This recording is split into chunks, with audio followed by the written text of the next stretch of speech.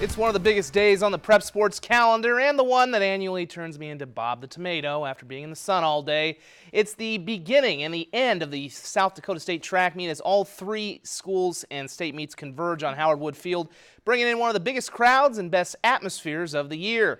We start with the AA meet, the girls 100-meter dash. Harrisburg's Erin Kinney had herself an afternoon. She gets the 100-meter championship here, fastest girl on the track in 11:86. She'd also take the 200-meter run.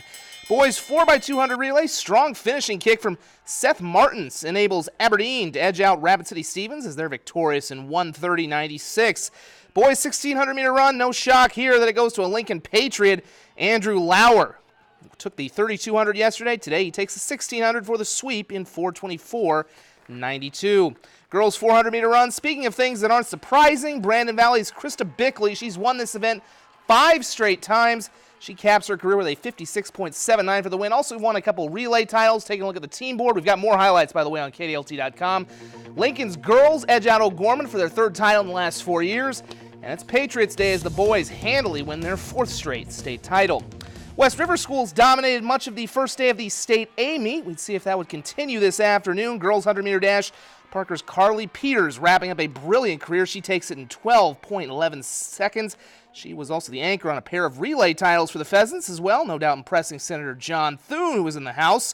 Girls 1600-meter run, Lennox Allie Bainbridge, the champ, in 5:10.54. The Oriole 8th grader completing the distance sweep after winning the 3200 yesterday in T. Boys 4x100-meter relay. Sioux Falls Christian anchored by football star Parker Nelson takes it in a time of 44.03. They'd later add a 4x400 crown. And the girls 300-meter hurdles, McCook Central Montrose's J.C. Pulse keeps her heart rate steady and wins in 44.67. She later claimed the 200-meter dash as well.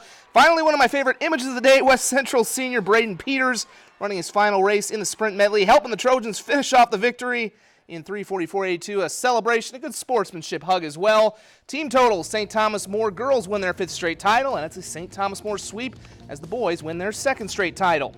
In the B meet, Dubrook's girls shooting for their 3rd straight team title. It was a wild day for White River's Kaylin Valandra Prue. In the 100-meter dash, she edges Chester's McKenna Larson by 5 thousandths of a second.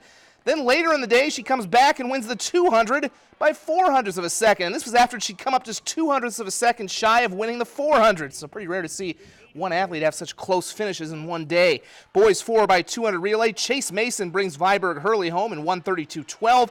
First of 3 relay titles on the day for the Cougars. As the day wore on, some ran out of gas, but others had plenty in the tank left. Check out Freeman's Colin Helma coming from behind to edge White River's Nick Saylor by 0.05 of a second for the win. And finally, the girls' team title came down to the final race as Dubrook held a slim lead over Ipswich. Dolphin 4x400 relay team gets it done with Shaylee DeBeer crossing in 4:10.98. Team totals, Viborg Hurley, your boys state champion, while Dubrook claims their 3rd straight state girls title. Again, we have extended highlights up on KDLT.com right now, so check that out. A couple feet away at the Birdcage, State A baseball tournament. O'Gorman blanked Roosevelt in the semifinals, while Mitchell upset the defending champion Brandon Valley to reach the evening's title tilt. It's the Knights who come back after trailing 1-0 in the first. That's Tate Wishart with an RBI single. Tie things up at 1 apiece. The Knights would find a big spark, though, in the 3rd. After Kobe Larson's pickoff attempt goes wild, Grady Gulbranson comes in to score. Start of a big inning that Wishart would cap off in a big way. Bases loaded. They ain't loaded anymore. That is a grand salami. A 10-run inning gives O'Gorman an 11-1 lead. Mitchell would get a couple of runs to get within 7, but this was O'Gorman's day. The Knights take the state championship, finishing it off with a strikeout right there. We get a dog bile. We get a very happy Tate Wishart after quite a performance from the O'Gorman stud. It's awesome. I know that we had a down year in sports this year, finishing 2nd in a couple, just coming up a little short, so it's great to end the year good with a state championship. Feels awesome.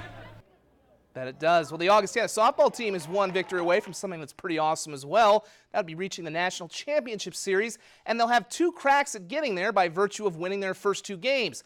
The Vikings face the 8th-seeded Young Harris team, the Mountain Lions, in the national semifinal, knowing that Young Harris would have to beat them twice to deny them a shot at the national title. Vikings waste no time in the bottom of the first. Shannon Peterson ropes one to the gap. That's an RBI double. 2 runs come in to score, and the Vikings take a 2-0 lead, and they pretty much put this thing away in the 3rd inning. Kendall Cornick smashes a 2-run Oppo bomb.